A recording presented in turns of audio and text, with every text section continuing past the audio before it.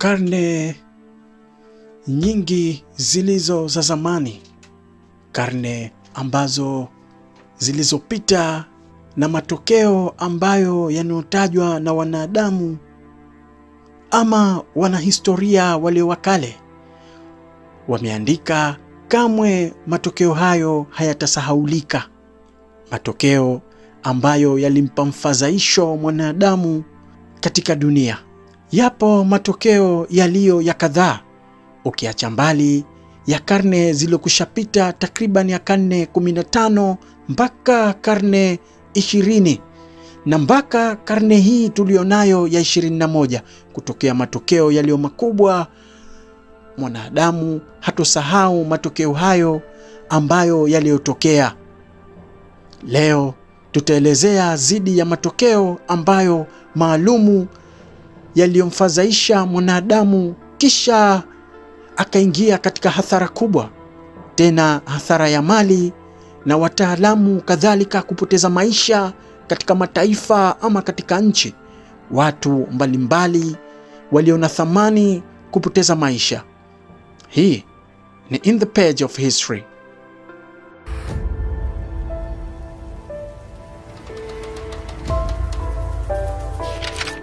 Septemba 11 mwaka 2001 inatajwa kutokea tukio lililo la hatari zaidi, tena katika taifa hilo la Amerika. Inatajwa miongoni kwamba hilo tokeo halitasahaulika tena kamwe, kwa kutokea wahujumu walio wahuchumi duniani, ama ililengwa ni kama chama mojawapo kinachopinga watu waishiao katika United States of America, ama walikuwa ni miongoni mwa watu ambao wenye kupinga baadhi ya tawala za hapo United States of America. Inatajwa ni kama chama cha Al-Qaeda ambacho kiongozi wake aliyefahamika kwa jina ni Osama bin Laden. Inatajwa kusuka njama zilizo za hatari ili kwenda kuingia katika sehemu ile ambayo ya Pentagon, jumba ambalo lilotia hasara takribani ya watu 200,000 kupoteza maisha, na zipo riwaya zinazoelezea mpaka watu 4,000 walipoteza maisha siku ya Septemba 11. Lakini wachambuzi walio wa mambo walielezea zidi ya tafiti zilizofanywa, wadadisi wa historia na mambo ambayo ya investigation. Pia waliwahi kutoa shahidi hizi na zile kwa kusema shambulio la Septemba 11 wala halikupangwa na Osama bin Laden, bali ilikuwa ni serikali ya George Bush, kama kujiwekea mwamvuli au kuweka daraja la kutaka kuzipiga nchi ambazo za Asia, kama vile nchi ambazo za Iraq, Iran au nchi nyingine Syria, halafu na mataifa kama vile Yemen, Afghanistan na Pakistani. Hivyo ilibidi itengenezwe njama ni vipi watajihalalishia nchi hizo kuzipiga kirahisi. Ikatengenezwa ya kwamba Osama bin Laden ameshiriki tena kikamilifu katika kutekeleza ugaidi huo ulio mkubwa, na tena ilipangwa kwa mipango iliyo mikubwa zaidi. Tena cha kushangaza, siku ile inatokea ule uhujumu wa uchumi, watu waliokuwa wakiliendesha shirika kuu ambalo la biashara duniani, United Center. Kwa nini wale Wayahudi 40 ambao na moja hawakuhudhuria siku ile? Na katika maulizo ya wachambuzi walio habari wabobezi zaidi kuwahi kutokea katika gazeti la The Guardian, kisha nao wakatoa baadhi ya takwimu. Kwa nini watu wale hawakufika? Je, walipewa taarifa au watu wale walijua mapema kama siku ile itatokea tukio lililo la hatari? Kisha na vitu mbalimbali vilivyoandikwa katika gazeti ambalo la Daily News, The Conspiracy Deaths, about maswala ambayo yaliyotokea siku ile ambayo ya uhujumu wa uchumi, yani siku iliyotokea shambulio la ugaidi Septemba 11. Swali, ni nani aliyetekeleza shambulio lile? Na mengi matokeo kadhalika.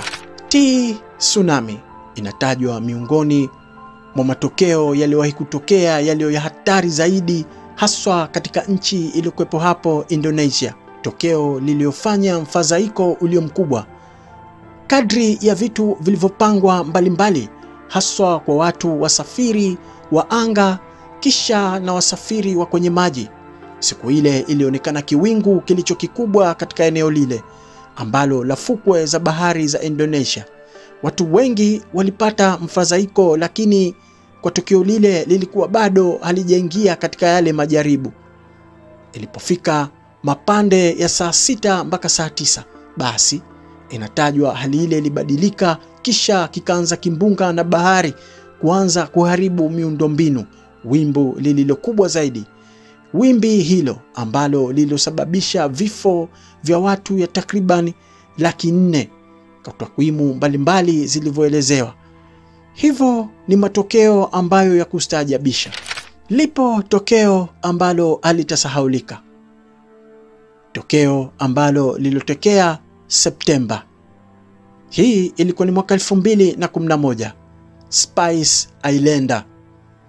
Inatajwa ni tukio ambalo Wazanzibari hawatalisahau maisha, hasa kwa ndugu zao ambao waliopoteza maisha. Hili ni tukio ambalo la kimaajabu na lenye kusikitisha zaidi. Wasafiri ambao watokao katika kisiwa cha Unguja ambao waendao katika kisiwa cha Pemba, haswa kwa kufanya mambo mbalimbali ya kibiashara, na wengine waendao kwa jamaa zao, wanafunzi waendao kusoma, na wafanya biashara ambao waliopanga mipangilio mbalimbali, watu waendao katika mashirika ya serikali kwenda kufanya kazi, na watu ambao mbalimbali, wageni waliotaarifiwa katika masuala mbalimbali ya ugeni. Inatajwa wote walimezwa katika tukio hilo ambalo lililokubwa. Spice Islander, katika vipimo mbalimbali vilivyopigwa na wanasayansi walio wakubwa ambao waliotoka katika nchi ya South Africa, miongoni mwa shirika ambalo la uzamiaji, zidi ya kilomita iliyokwenda chini katika majaribu mbalimbali yaliyopimwa. Hasa kimsingi ilitajwa Spice Islander iko chini tena mbali zaidi ya bahari. Mifumo mbalimbali ya uokozi serikali waliandaa kwa watu ambao wale waliopatikana waeleao katika bahari, lakini juhudi zilifanywa juu na chini.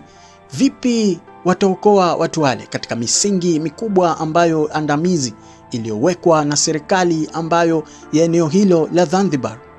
Misingi ile mikubwa katika majeshi ambao wenye kukimbiza boti katika sehemu za bahari, yani Navy kwa jina lililo la sasa la KMKM ya Zanzibar, ambalo lifanywa kamalo kwa jina la kitaalamu ni Navy, walifanya juhudi mbalimbali ili kuokoa ndugu zao waliozama katika maeneo hayo. Ni tokeo ambalo pia linatajwa halitasahaulika kwa watu wakaao Zanzibari. MV Bukoba inatajwa ni katika sehemu mojawapo ya meli iliyokuwa ikibeba mizigo mbalimbali, watu watokao katika mikoa mahususi, makabila mbalimbali ambayo nikiataja hapa tutachukua muda mrefu zaidi, yalikuwemo katika meli hiyo.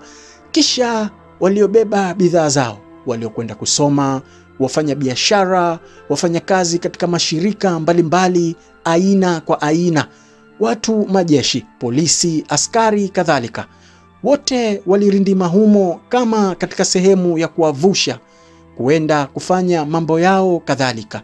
Inatajwa MV Bukoba ilikuwa ni miongoni mwa mwaka 1996. Hii sidhani ni rahisi kwa watu wa Tanzania bara kusahau jambo hili.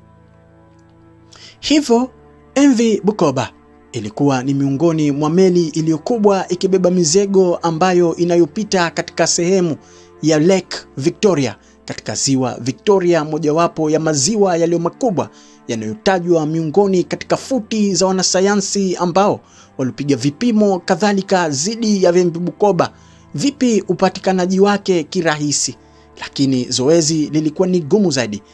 Vivyo kama ilivyozama Spice Islander, Misingi ya kiserikali ilitoa miundombinu iliyo mikubwa ambatanishi iliyofungamana na eneo hilo. Juhudi mbalimbali zilifanywa na raia ambao waliowema, maaskari wa kwenye maji yani Navy. Hivyo juhudi hizi niliwahi kujiuliza, kwa nini ilifika wakati watu walienda kupakia mizigo iliyo mikubwa, ama ni nini kilisababisha meli hizi mpaka kufikia hatua kudondosha katika bahari, yani kuzama? Swali, ni nini kilichosababisha mpaka hii leo tafiti zilizokubwa zilifanywa? Kitu gani zilizozamisha meli hizi mbili zitokanazo katika pande mbili za sehemu ya Tanzania? Hii ni In the Page of History.